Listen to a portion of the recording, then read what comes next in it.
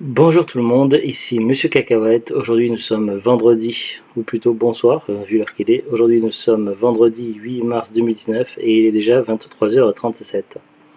Avec Zoulut ce soir, donc on a vu le film Alien 3. Bon, c'est pas une surprise puisque le dernier film qu'on avait vu avec Zoulut c'était Alien 2, donc Alien avec un S, aussi connu sous le nom de Alien le Retour. Alors sur la première saga des films Alien, donc les films 1, 2, 3, 4, personnellement c'est celui que j'aime le moins. Je crois que je n'avais vu qu'une seule fois en DVD en version standard, je crois la première version il y a longtemps, dans le début des années 2000. C'est un des films Aliens que j'ai vu le moins souvent, je crois. J'ai plus vu le 1 et le 2. Le 4 je l'ai pas beaucoup vu non plus. Mais voilà, c'est celui qui m'a le moins marqué. Sorti en 92, réalisé par David Fincher. Donc nous on l'a dans les deux versions. Donc dans ce DVD, il y a la version longue et la version cinéma. Il y a les deux versions. Pour chaque film Alien, les 4 premiers films Alien, on a les deux versions. Donc c'était dans un coffret acheté en brocante. Les deux premiers films sont passés super. Sur ce film-là, on a eu un petit couac aux trois quarts du film. Donc je sais pas si c'était neige. Donc je sais pas si c'était au moment du saut de bleu couche, puisque maintenant c'est de plus en plus fréquent dans les DVD, donc il comporte une deuxième couche, et à un moment donné il y a un saut qui fait passer la transition entre la première et la deuxième couche au niveau de la lecture.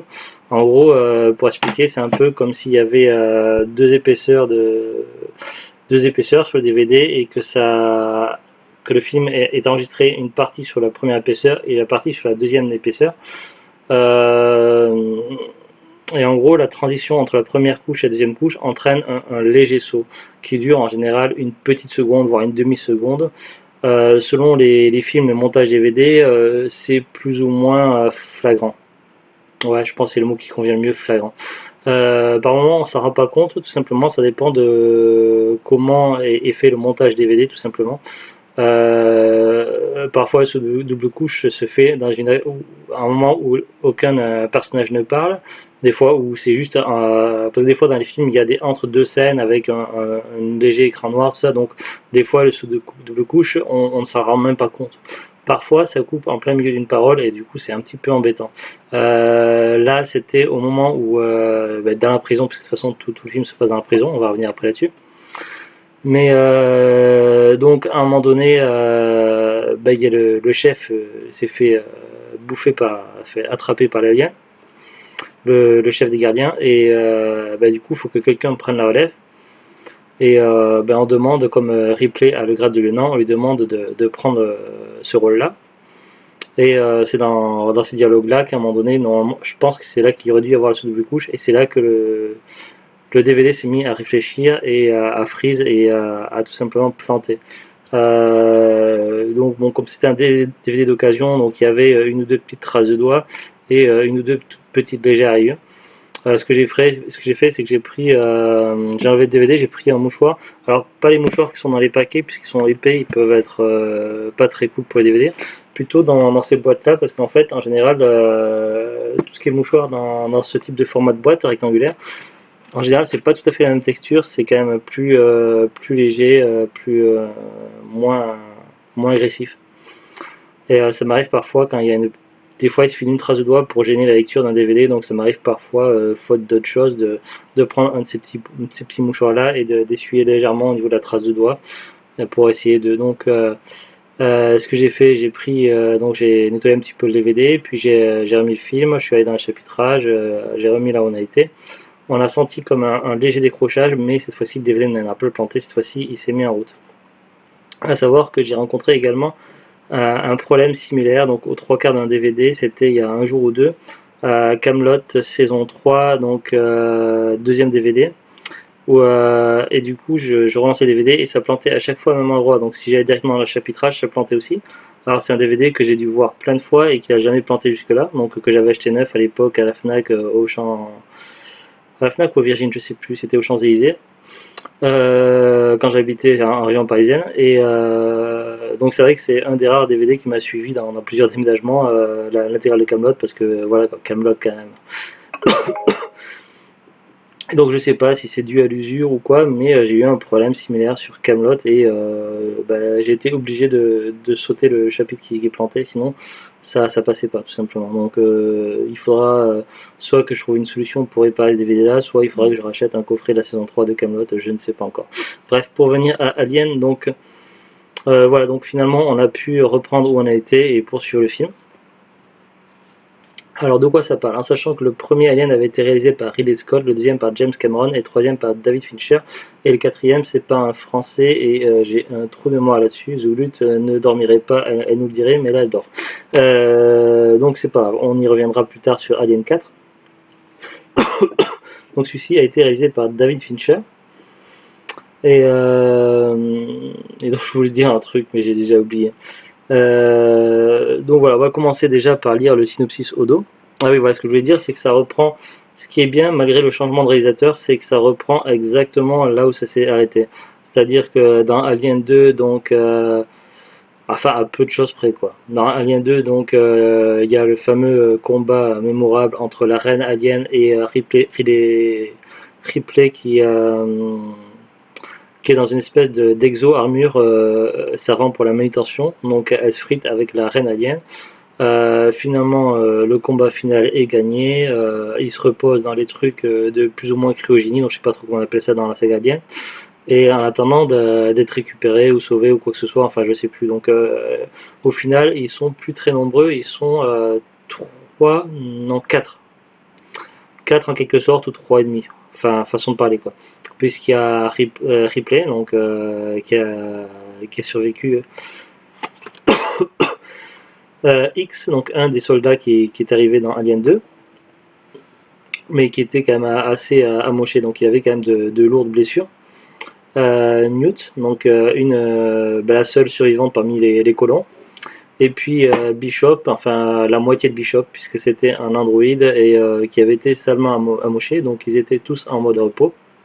Et le film se finissait comme ça, Alien 2. Et Alien 3 donc reprend donc en fait ils sont une espèce de, je sais pas si c'est une navette, un vaisseau, enfin parce qu'il y a plusieurs noms différents selon la taille et le type de vaisseau de transport. Donc c'est vrai que là je m'y perds un petit peu, donc je suis désolé.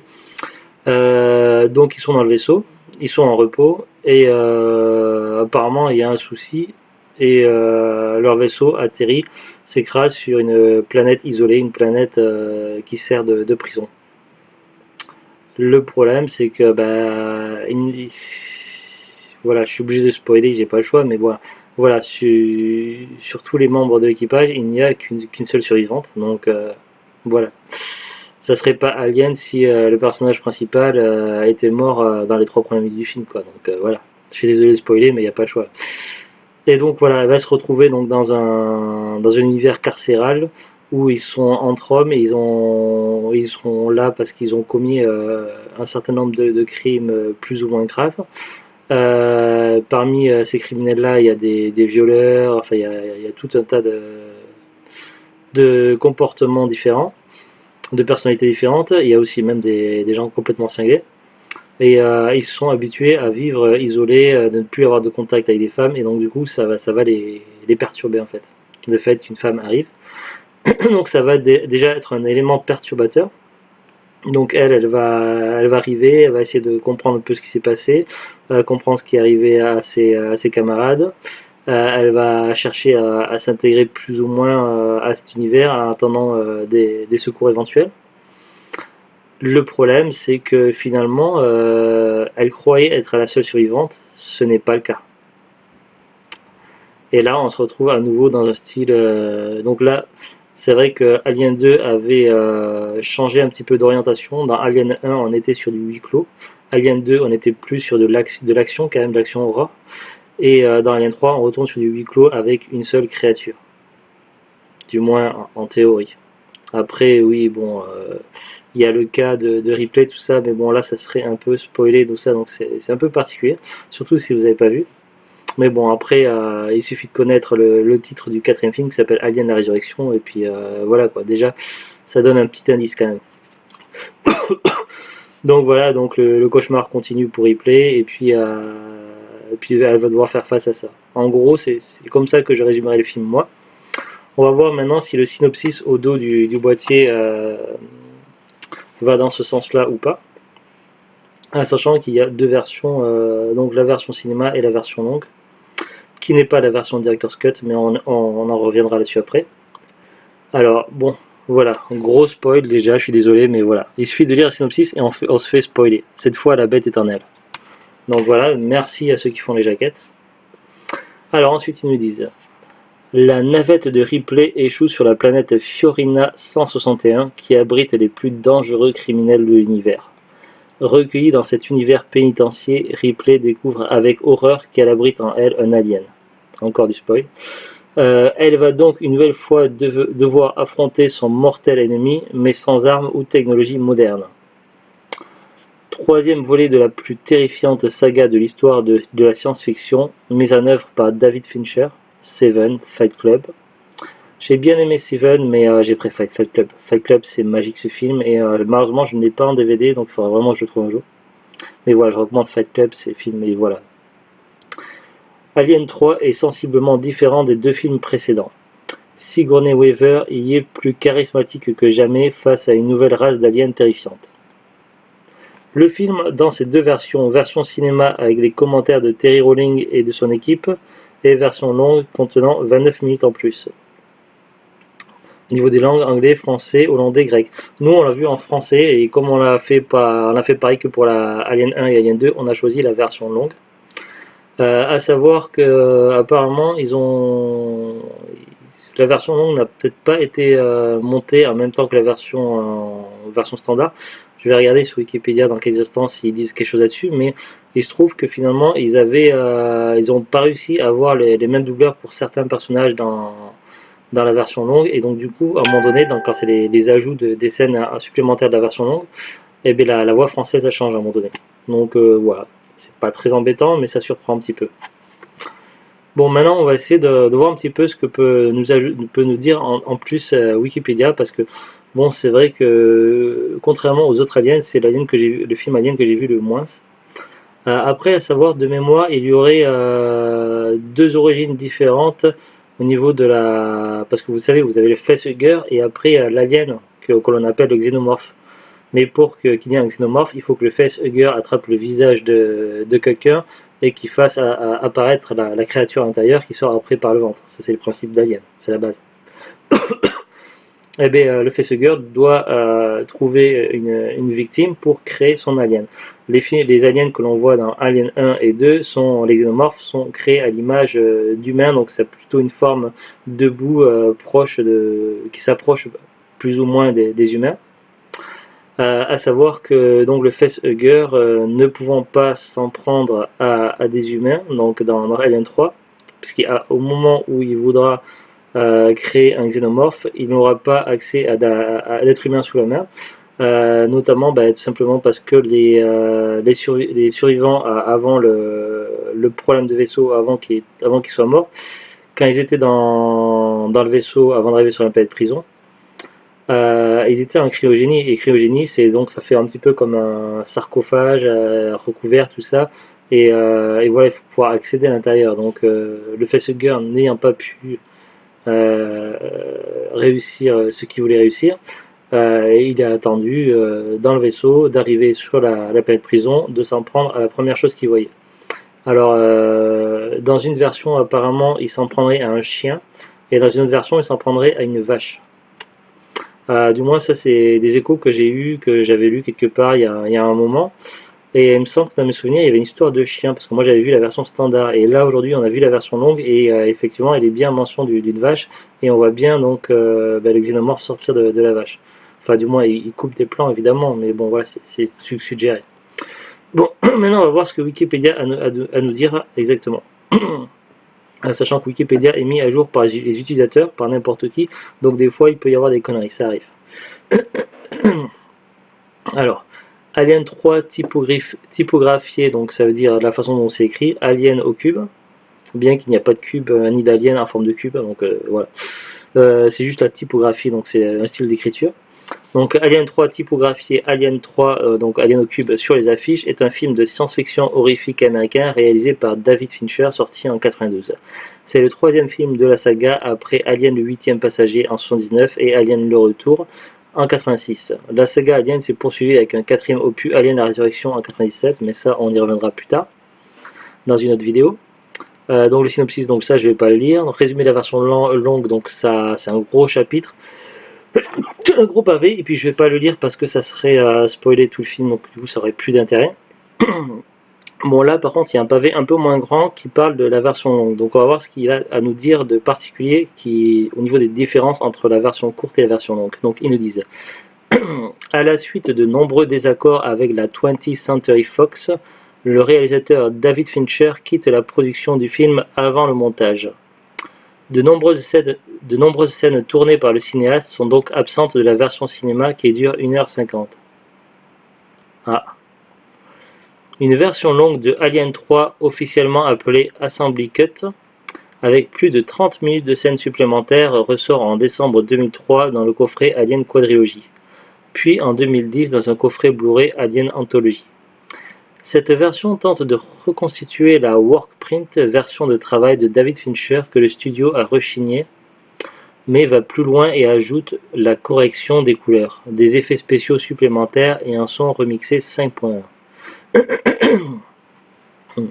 Cette nouvelle version diffère sur de nombreux points par rapport à la version sortie au cinéma en 92.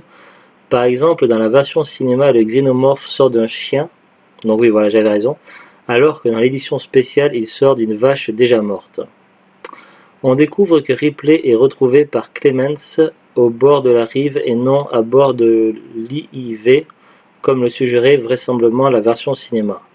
On voit brièvement le Superfacehugger, une version évoluée de la créature qui pond des œufs dans ses victimes, ici une vache. On y apprend aussi de façon plus complète l'histoire des prisonniers avec l'explication des fameux chromosomes Y. Ah effectivement, c'est vrai que ça m'avait l'air d'être nouveau. On comprend entre autres que la prison est fermée depuis plusieurs années, mais que, ayant trouvé un équilibre dans le travail minier, les occupants ont été autorisés par la compagnie Wayland Yutani à continuer leur activité sur place.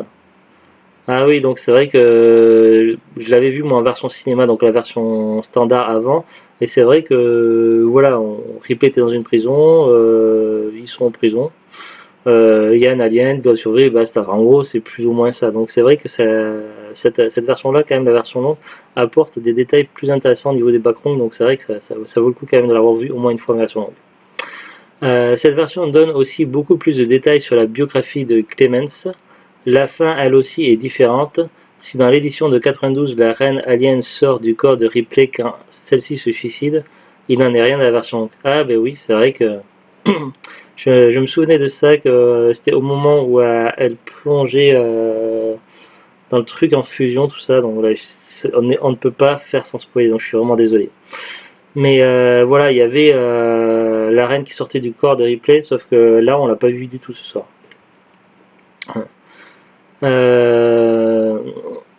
Ensuite, il n'y a pour l'heure aucune version Director's Cut.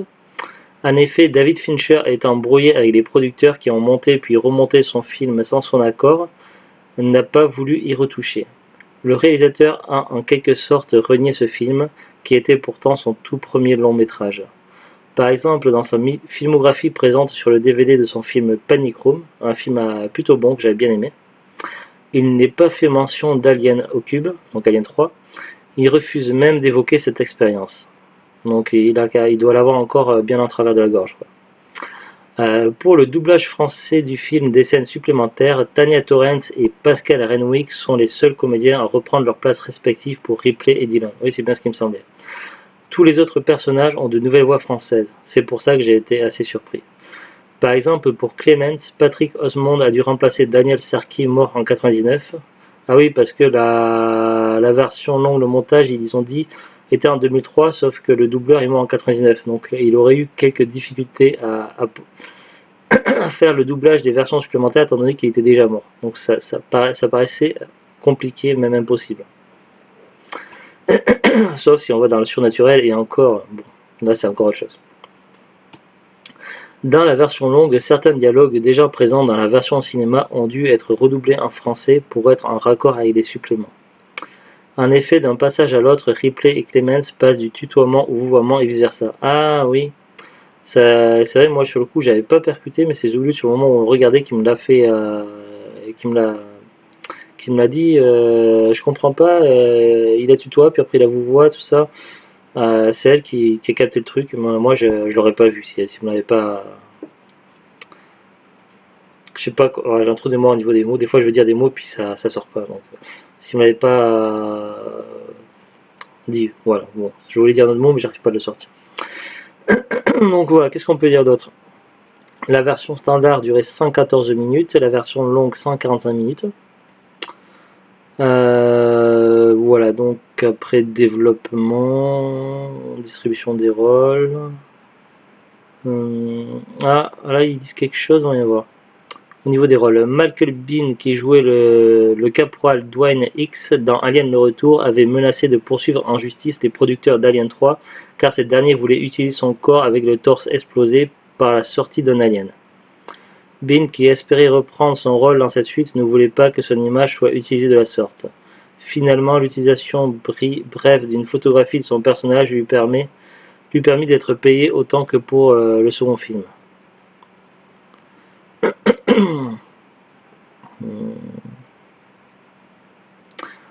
Quelques informations intéressantes sur le tournage. Le tournage débute le 14 janvier 1991 dans les Pinewood Studios près de Londres. Alors que le script n'est pas achevé, il a notamment lieu sur le célèbre plateau Albert R. Broccoli 007. Brocoli, je sais pas pourquoi. D'autres scènes sont tournées en Angleterre, dans la centrale électrique de Bliss, ainsi que dans le comté de Durham. Rien à voir avec le comté dans le Seigneur des Anneaux. Je vous dis tout de suite.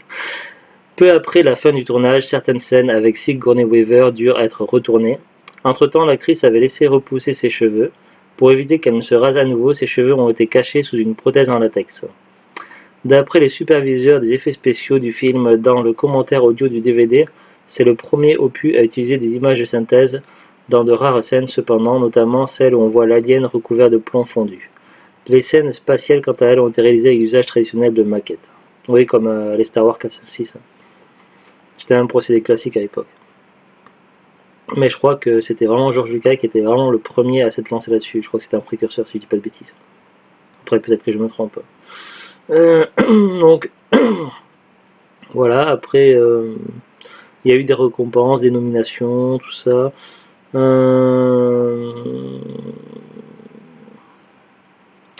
y a quelques notes autour du film, alors je sais pas si c'est pertinent, on va voir ensemble, je découvre en même temps que vous. James Cameron, qui est à l'origine d'Alien le Retour, en a voulu personnellement à David Fincher d'avoir détruit la relation complexe des personnages de Ripley, X et Newt qu'il avait établie à la fin de son film. Il exprimera d'ailleurs publiquement sa déception concernant Alien 3. Ouais, c'est vrai que moi j'ai été beaucoup déçu, franchement c'est peut-être aussi pour ça que j'ai moins bien aimé le 3 parce que voilà, j'avais beaucoup aimé les personnages de X et Newt et de les voir, de les faire mourir dès le début d'Alien 3, j'étais vraiment dégoûté. C'est le premier film de la série des Aliens où est mentionné le prénom de Ripley, Helen, sans compter... je suis pas sûr ça. Ah oui, parce qu'ils mettent entre parenthèses, d'accord. Sans compter l'une des scènes supplémentaires d'Alien le Retour où l'héroïne mentionne X. Oui, effectivement, parce qu'on a vu Alien 2 il y a pas longtemps, en des versions longues. Effectivement, voilà, dans Alien 2, en version longue, il y a le prénom de Ripley, qui apparaît vers le début du film lorsque les dossiers des 4 passagers de la capsule de secours sont publiés sur un écran informatique. Si un facehugger meurt après une seule fécondation, le super facehugger, lui, peut en effectuer 2 avant de rendre l'âme. En effet, ici, la créature féconde d'abord Ripley pendant son hypersommeil, puis le chien ou la vache dans la version longue.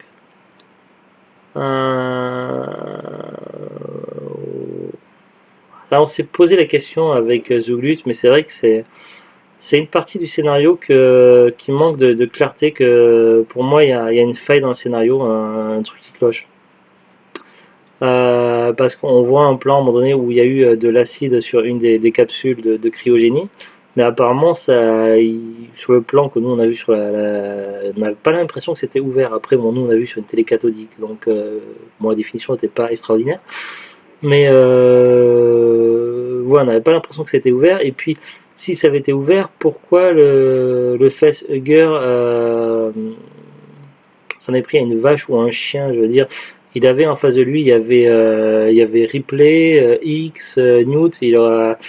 Bon, même si c'est un super facehugger, même si c'est la première fois que j'entends ce terme-là, je croyais qu'il n'y avait que les facehuggers classiques. Même s'il s'agissait d'un super facehugger qui pouvait féconder deux personnes, pourquoi ce n'est pas pris à ceux qui étaient en cryo? Je comprends pas. Et puis le fait qu'il s'en est pris à Ripley, bon, on peut se poser des questions, surtout la façon dont elle mentionne dans le film. Donc voilà, pour moi, c'est quand même un endroit, un point dans le film qui manque de clarté. Ensuite, ils nous disent, pour la première fois, on observe ici un alien qui sort du corps d'un animal. Sa morphologie globale est donc différente de celle qu'il revêt habituellement après être sorti d'un corps humain. On note par exemple qu'il se déplace à quatre pattes. On observe également qu'il a tendance à chasser ses victimes de façon plus progressive, sauf Clemens et David qui sont tués net à coups de mâchoire, comme une bête sauvage. On remarque ainsi que les hommes tentent de résister malgré d'atroces douleurs.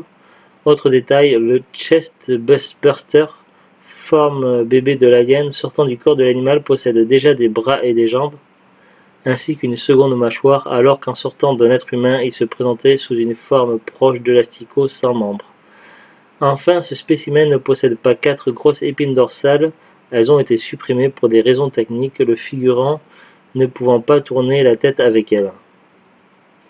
Bon, c'est quand même intéressant toutes ces petites informations. Voilà, donc maintenant on va voir un petit peu qu'est-ce que ça donne en DVD. Donc nous on s'était dans un coffret acheté en brocante, donc on a cette version là avec cette jaquette là qui contient la version standard et la version longue. Donc on voit donc l'alien à côté du visage de Ripley, et puis derrière ça se présente comme ça. Il y a eu un certain nombre d'éditions différentes en DVD, évidemment, que ce soit en édition française ou import. C'est difficile d'y voir clair. Donc là, sous les yeux, sur Amazon, j'ai une version apparemment identique, du moins au niveau de la jaquette. Bon, ils disent édition simple, ils ne précisent pas s'il y a la version longue ou pas dessus. On va voir au niveau des prix. Ici, c'est toujours commercialisé. Parce que bon, il y en a en vente, mais après, c'est des particuliers. Il faut savoir si Amazon le vend toujours de lui-même. Donc là, au niveau des particuliers, le premier prix, c'est 99 centimes d'occasion avec des frais de port, 219. Oui, donc cette jaquette-là, en édition simple, donc Amazon le vend toujours à 7,64 €. Est-ce qu'il y a la version longue inclue dedans? Ça, c'est moins sûr, donc c'est pas précisé. Il y a donc la nouvelle version, donc c'est vrai que j'en avais parlé dans une autre vidéo, il me semble. Ils ont commencé à faire des changements de jaquettes pour tous les aliens et les anciennes jaquettes ne seront plus trouvables. Pour Alien 3, donc là, c'est le DVD et c'est précisé en parenthèse version longue. Donc peut-être que ce DVD-là ne contient que la version longue, je ne sais pas. C'est ce qui craint de parenthèse. Par contre, on peut voir au-dessus de la jaquette édition collector de DVD. Si je vais dans contenu additionnel, en descendant, donc c'est marqué choix entre la version cinéma et la version longue. Donc il y a les deux versions sur cette édition collector. Par contre, du coup, c'est plus la même jaquette. Là, on voit juste un alien sur la jaquette et je le trouve pas très très joli. Peut-être moins sympathique que celle-ci. Alors, je vais revenir sur le résultat précédent. Je vais vérifier quand même les détails. Ouais, donc voilà, je vous avais dit qu'il y avait une version avec la même jaquette que la nôtre. Alors si je vais dans les contenus additionnels, si je descends, donc oui, effectivement, on a le choix également entre la version cinéma et la version longue. Donc voilà, vous pouvez le prendre avec, vous pouvez l'acheter sur Amazon. Alors j'avais dit combien, donc au niveau des prix, il y a juste le prix qui change et la jaquette qui change, donc c'est au choix. Donc si un jour vous voulez passer par Amazon, après voilà, il y a possibilité d'avoir moins cher, il suffit d'aller dans les magasins cash, en brocante, n'importe. Donc là voilà, 7,64 € la version identique. La version longue, alors on va voir si Amazon l'a en stock, parce que là c'est des particuliers. Oui, Amazon la vend un peu plus cher, 9,99 €. Il y a la possibilité évidemment aussi de le prendre en coffret. Donc ils ont fait un coffret de l'intégrale des 6 films, donc Alien 1, 2, 3, 4 et les films plus récents, donc qui se passent avant dans le passé, donc Prometheus et Alien Covenant. Alors là, le coffret expédié vendu par Amazon, c'est 17,19 €. Alors 17,19 € mais pour 6 films. Donc je prends la calculatrice, hop, 17,19 divisé par 6, ça revient à 2,86 €, mais il y a un 5 après, donc on arrondit. Ça revient à 2,87 € le DVD, ce qui est un prix plus que correct. Bon, après, il faut les sortir quand même, les 17,19 € sur le coup. Voilà, après, bon, nous on l'a acheté en brocante. Alien, c'est pas si rare que ça, donc vous devriez pouvoir le trouver dans un magasin cash, voire en brocante, tout ça, de manière relativement facilement. Après, peut-être pas si facile que ça selon les endroits où vous habitez, mais voilà.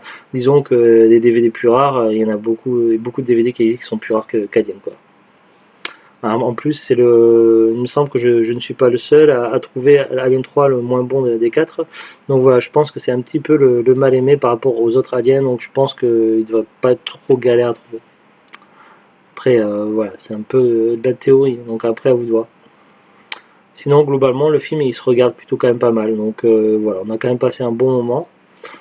Mais voilà. Après, si on doit le comparer à Alien 1, 2 ou 4, voilà, ma préférence va aux autres films Alien. C'est sûr que voilà. Après, c'est question de goût, de choix. Voilà, c'est tout pour cet épisode, cette petite vidéo. Donc on vous dit à très bientôt et puis passez un bon week-end. Au revoir.